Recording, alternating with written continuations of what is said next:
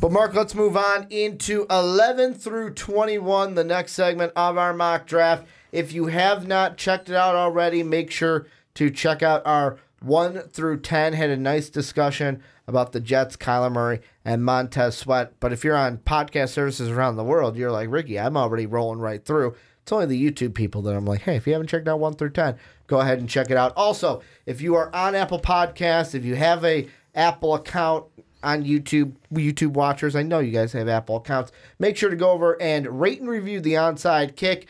That 5-star rating really helps us out and make sure we get into more ear holes for people around the world and make sure that we get into the heads and minds of them as well. But Mark, before we talk about what we're going to talk about, take us through your mock draft 11 through 21. So this one's going to come as a surprise for some people, but I think it's a good pick because I think the guy needs some time. Interesting. That would be Bengals at 11 going with Kyler Murray, the quarterback out of Oklahoma. Let him sit behind Andy Dalton for giving the Mahomes treatment. Now, for the Packers until at 12. they trade Andy Dalton. Well, yeah, the Mahomes treatment. Rashawn Gary, defensive end out of Michigan. Dolphins going with A.J. Brown, a wide receiver out of Ole Miss.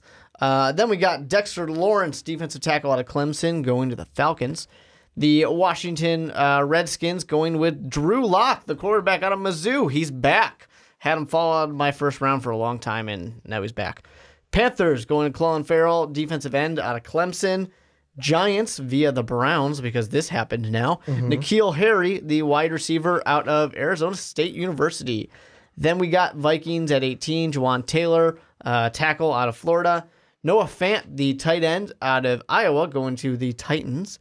Marquise Brown, the wide receiver out of Oklahoma. You're going to go to the Steelers. Welcome. And now the Seahawks, Deontay Thompson, safety, Alabama. Yeah, and the one I had to kind of look at to see if you had even in your first round is someone I have in mind that we'll get to with the Falcons pick. You do have him just a lot later in the draft, and I was like, ooh, where he that belongs. A mistake? For Mark, but mine is at number 11. The Bengals are going to go with Devin White, the linebacker from LSU. He's one that's interesting to me. I'm going to say this now because he's not one of the people we're going to talk about in this segment, but he is one that I could see top 10, top 5 pick, but how things kind of played out, he was kind of my faller. People might ask because they're like, Ricky, you had him in the top 5 on your big board. He fell, went 11 to the Bengals. Then at number 12, the Packers going to go with Clelin Ferrell, defensive end out of Clemson. Then the Dolphins will go Juwan Taylor, the offensive tackle out of Florida. Then at 14, to the Falcons, the guy that I thought Mark left out of his first round, he did not. He'll have him later. Christian Wilkins, defensive tackle out of Clemson. Then at 15, the Redskins go Drew Lock, quarterback out of Mizzou. At 16, the Panthers go Brian Burns, or as I like to call him, Bernie Burns, not of Rooster Teeth, the edge rusher from the Florida State Seminoles. Then at 17, Giants via the Browns go with Marquise Hollywood Brown, the wide receiver out of Oklahoma. Minnesota Vikings then at 18 going Ed Oliver, defensive tackle out of Houston. The Titans at 19 go Dexter Lawrence, defensive tackle out of Clemson. At 20, the Steelers go Devin Bush, linebacker out of Michigan, who was doing some cornerback drills better than cornerbacks at the Michigan Pro Day. And then the Seattle Seahawks will go with Byron Murphy, the cornerback from the Washington Huskies. And the first team we got to get to in this segment, Mark, is the team that got the pick from the Browns at 17. And this was a team where I wanted to talk about them in the top 10. Their name came up. But now we can look at both of their picks. The Giants have picks at 6 and 17. What went through your mind? Because we both had them go with the same thing. Quarterback at 6, wide receiver at 17. Is this the definitive draft plan in your mind for the Giants now that they have 2 picks in the first round? Definitive? I mean, no, we still got one more of these mock drafts to go. I mean, for right now. But for right now, yeah, because I had him go there. N'Keal Harry, to me, it's a wide receiver. I know that they kind of, sort of, maybe got a replacement for Odell Beckham Jr., but it's just a big hole. You got to draft one of them. You drafted a quarterback because that's something that you need to have happen for the future. Eli Manning, I don't think is going to get you to lose that enough games, especially with the second year under Pat Shurmur. So I think you got to go ahead and get something here. Start building the pieces for Tua or whoever the quarterback's going to be next year, and just grab them. Grab them now. And I know that Did you just say Tua when we're going to have him take Dwayne Haskins in the top 10? Oh, no, they did go for their quarterback. That would have been bad for Dwayne Haskins. That would have been great. I would have loved it. We're going to take Tua. Just screw Dwayne Haskins. That would have almost been a very Browns thing to do, which is where this pick comes from. But anyways, I wasn't thinking about that. But anyways, to say for next year when Dwayne Haskins is ready, give him the pieces that he's going to need. Give him the wide receivers, give him the weapons. Even though you traded Odell, people are going to look at that and say, well, that's weird. You just got a lesser wide receiver than Odell. But it's also part of the money, even though they're still going to pay for some dead cap. It's also part of just the locker room got sick of him. The GMs got sick of him. It's kind of a restart. This team is rebuilding. They need more wide receivers. They need a new wide receiver. They're going to hope N'Keal Harry can be that. See, well, and here's the thing that I kind of think of as well is, so the way that it plays out for the Giants is now they have the 6th overall pick, the 17th overall pick, and then their next pick after that is 37. And the thing I look at is the because I agree with you, wide receiver is a huge one for them, depending on what happens above them. And I know for you, it was a little different than where for you, they've already seen DK Metcalf go off the board. They've already seen A.J. Brown go off the board. They've already seen Paris Campbell go off the board. So they've seen 3 wide receivers go, hey, we got to take a wide receiver. And if that happens, then yes, wide receiver should be it. But on mine, I had a little bit of a debate here because now I had them go at Marquise Hollywood Brown because ever since the beginning of this draft process, and by beginning of this draft process, I mean by the 1.0, 2.0. Yeah, the 1.0, because the way too early, I didn't even have him in here. I had Deebo Samuel where he probably should have been. But I've loved Marquise Hollywood Brown, the cousin of Antonio Brown, who is now in the Oakland Raiders. But I look at it and I go, if wide receivers are going like hotcakes, take a wide receiver because there might not be any in the later rounds. But in my mock draft, I look at it and I go, you know what? They could have passed on wide receiver. They could have went with an Ed Oliver. They could have went with a Dexter Lawrence, who I had right after them, because that's going to be, to me, the biggest answer for the Giants. Quarterback with the first pick. Hopefully they get, in their minds, get their quarterback, Dwayne Haskins, Kyler Murray. Probably Dwayne Haskins is who most people are putting there. Get him with the first pick.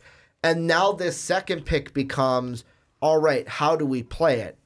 If wide receivers go like hotcakes, all right, let's take one.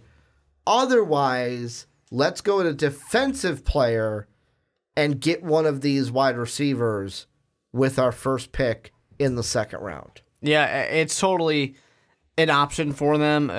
They need to make some replacements. Their team has got a lot of things that they need to fix, though. So because right now they can't really go wrong. Because right now their wide receiver core is their top 2 are Golden Tate, who they just signed. Yep. Sterling Shepard.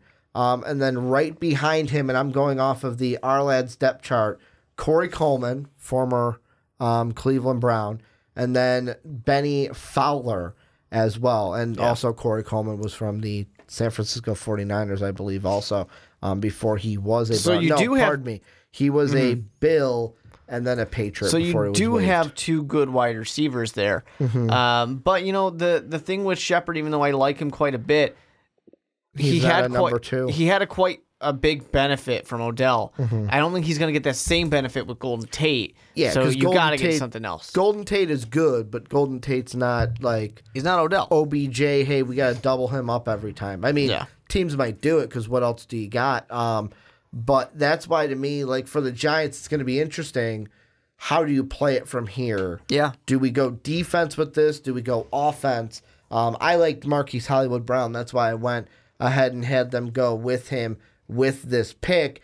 I want to ask you, though. I'm not saying that this does happen, but I want to throw it out anyways. Any chance they use this pick to trade up? Maybe there's a guy that they like and they go, hey, you know what?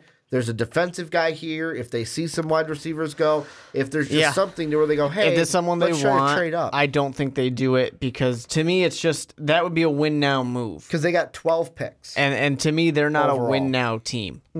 It's use your picks. Use them all because you need players. It's that simple to me. Eli, at the end of his career, he's probably not going to make a Super Bowl run. So just get everything that you can, everything that you think your young quarterback's going to need. No, like I said when the trade happened, the thing that I like also about it now is they didn't have a third-round pick before. Now they do. They have the Browns pick from the Patriots at 95, and now they'll have 2 picks in all of the first round.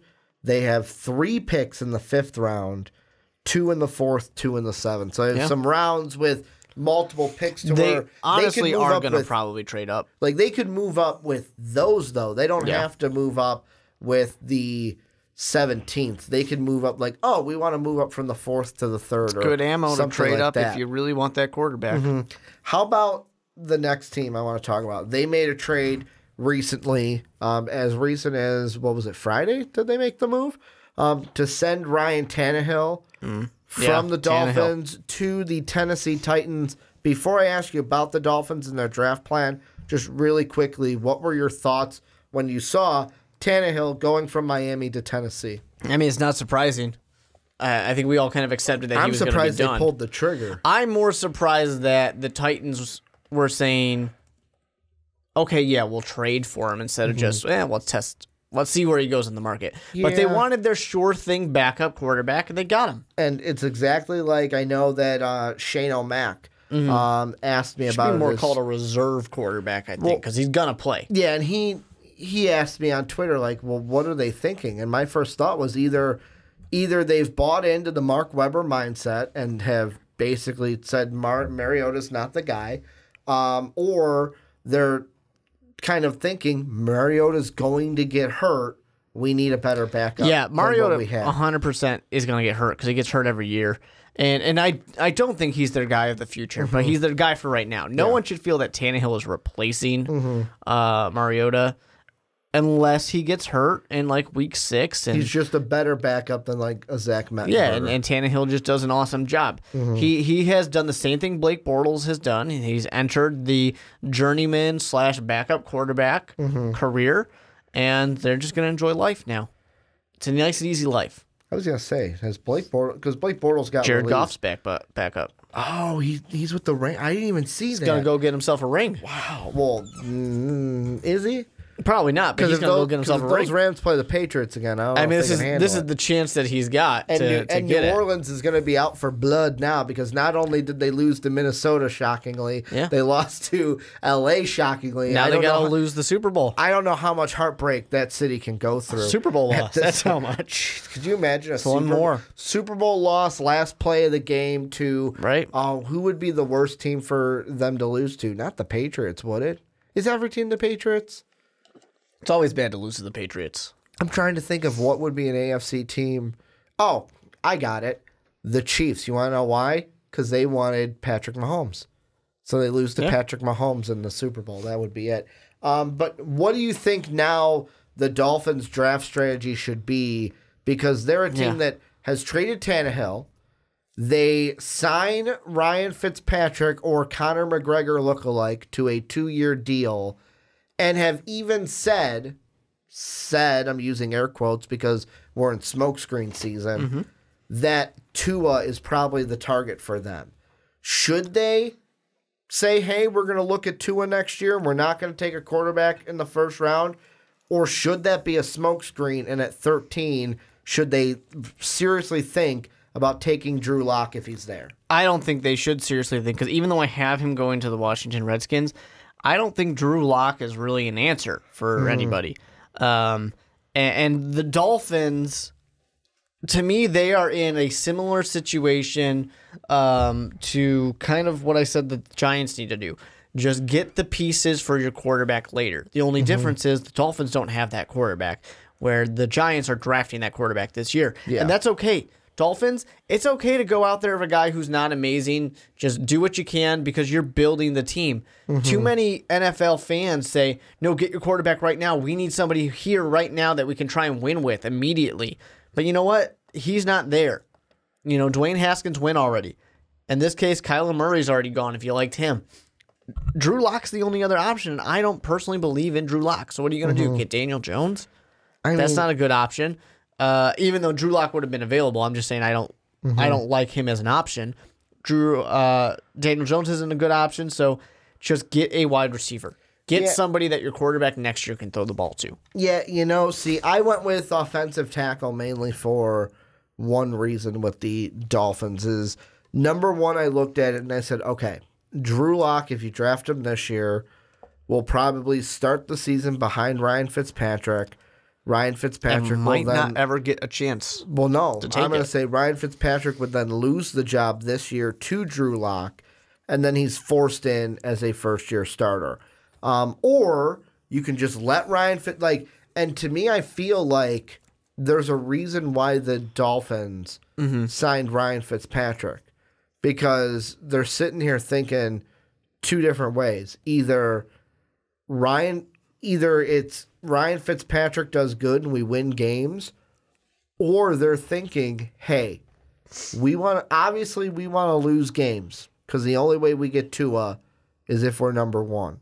And if you look at Ryan Fitzpatrick last year in Tampa, was winning games early. Then when Jameis came back, it was kind of a flip-flop between either or. Because they didn't believe they were going to win with Ryan Fitzpatrick, went back to Jameis. Oh, we're not going to win with him. Go back to Fitzpatrick and then not know who to start. Whereas I feel like the Dolphins signing Ryan Fitzpatrick is them basically taking a page out of an NBA book of like, we're going to tank, try to get Tua, but at least Ryan Fitzpatrick will make our games entertaining while we're losing. And I don't necessarily think that their hearts are set on Tua because we all know what happened with Sparkle Barkle out there with Barkley. Guys who are the sure thing number one overall can have a terrible year and all of a sudden not get drafted in the first round. Could have an injury. Not saying that's happening to Tua. I'm just saying that for me, the Dolphins are saying, we are out of the quarterback race for this year. Let's just see what happens next year. We can get our guy next year. And they might be projecting to say, looks like a lot of people have drafted their quarterbacks. Yeah. There's going to be less competition for these guys next year. We'll go ahead and do that. No, and the one thing that I'm looking at, and I get this from the Miami Herald too, is that it looks like Miami is attempting to trade Robert Quinn. So to me, that even shows even more. If they trade Robert Quinn, there was your starting defensive end. Why not then draft a defensive end with that 13th if overall one's pick? there, sure. See, a good one you like. And that's the thing. Like with my mock draft, the way it played out was, I mean, of course, Bosa and Sweat, defensive ends, have already gone. Gary wasn't there. Colin Farrell went literally the pick right before them. The next one that they would have to take, in my mind, would be Brian Burns would be the next one off my board. Either him or...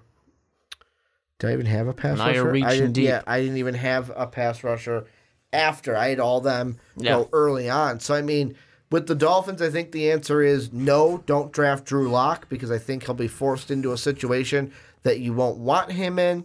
Which will happen for Washington. And just with me, if a defensive end is there, take the defensive end. If it's not, go ahead and obviously do what I did and take someone to protect and kind of mold that first year, because the thing that they say with offensive linemen now is they need a little bit more time to kind of get used to things, but because of how the collective bargaining is, they don't get a ton of time in the offseason to work with the offensive line like they used to after everything was collectively bargained. But the last team I want to kind of throw out there is the Steelers. This is a team, I know we talked about the AB trade last week when it happened, but where do the Steelers go from here?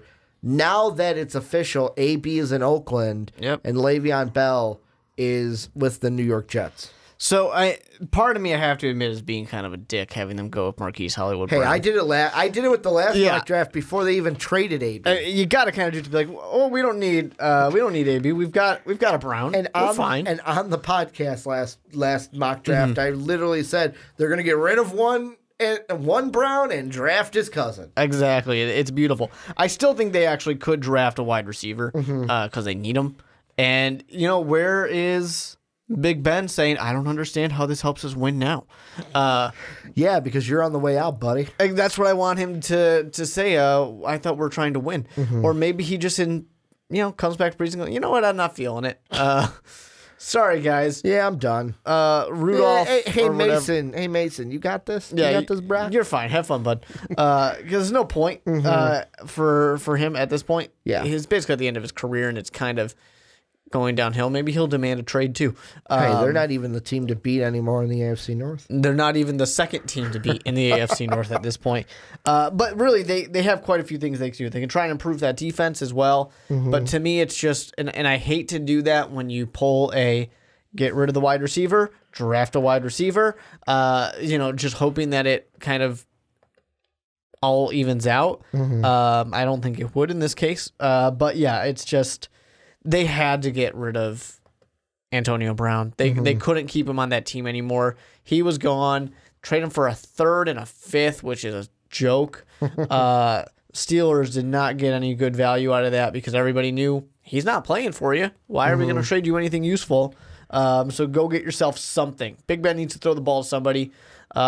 Juju, fantastic, but he's going to need some help out there. Yeah, and I mean, the thing that I kind of looked at with them is, so wide receiver is one of their needs, but here's the question I kind of throw out there, and this is, of course, Hollywood Brown was gone on mine. The question that I had was, go with A.J. Brown or go with a different need. And I looked at the depth chart, and although I am not confident in all of these guys, Juju's your number one.